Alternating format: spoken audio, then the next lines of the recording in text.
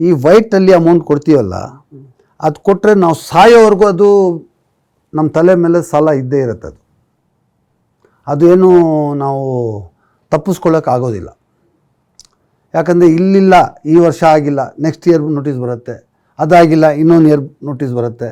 ಇದು ಕಾನೂನು ಹಿಂಗಿದೆ, ಅದಕ್ಕೆ ತಪ್ಪಿಸ್ಕೊಳ್ಳೋಕ್ಕೆ ದಾರಿ ಇಲ್ಲ. ಅಲ್ಲ, ಎಲ್ಲದಕ್ಕೂ ಕಾರಣ ಮೇನ್ ಜಮೀರ್ ಅಹ್ಮದ್ ಅವ್ರು. ನೀವು ಈ ರೀತಿಯಾಗಿ ಇವತ್ತು ಸಂಕಷ್ಟದಲ್ಲಿದ್ದೀರ ಅಂದರೆ ಅವರೇ ಕಾರಣ. ಹಾಗಾದರೆ ಇದಾದ ಮೇಲೆ ಏನಾಗುತ್ತೆ, ಇದಾದ ಮೇಲೆ ಇವ್ರಿಗೆ ಕೇಸ್ ಟ್ರಾನ್ಸ್ಫರ್ ಆಗಿಬಿಡುತ್ತೆ.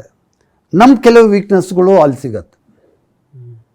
ಈಗ ಬ್ಯಾಲೆನ್ಸ್ ಶೀಟ್ ಕೇಳ್ತಾರಲ್ಲ, ಸ್ಟೇಟ್ಮೆಂಟ್, ಬ್ಯಾಂಕ್ ಅಕೌಂಟು, ನಮ್ಮ ಹತ್ರ ಒಂದು 26 ಅಕೌಂಟ್ ಇದೆ. ಬ್ಯಾಂಕ್ ಅಕೌಂಟು 26 ಅಕೌಂಟ್ದು ಇದು ಸ್ಟೇಟ್ಮೆಂಟ್ ಕೇಳ್ತಾರೆ. ಆಮೇಲೆ 15 ಇಯರ್ದು ಬ್ಯಾಲೆನ್ಸ್ ಶೀಟ್ ಕೇಳ್ತಾರೆ. ಆ ಬ್ಯಾಲೆನ್ಸ್ ಶೀಟಲ್ಲಿ ನಮ್ಮದು ಕೆಲವು ವೀಕ್ನೆಸ್ಗಳು ಸಿಗತ್ತೆ. ಅರ್ಥ ಆಯ್ತಾ? ಇದು ಸತ್ಯ. ಜಮೀರ್ ಅಹ್ಮದ್ ಸಾಹೇಬರು ನನಗೆ ದೇವ್ರ ಥರ.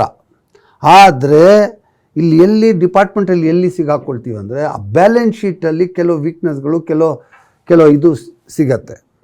ಅದನ್ನು ಟಾರ್ಗೆಟ್ ಮಾಡಿ ನನ್ನ ಮನೆ ಮೇಲೆ ತಿರ್ಗಾ ರೇಡ್ ಆಗುತ್ತೆ.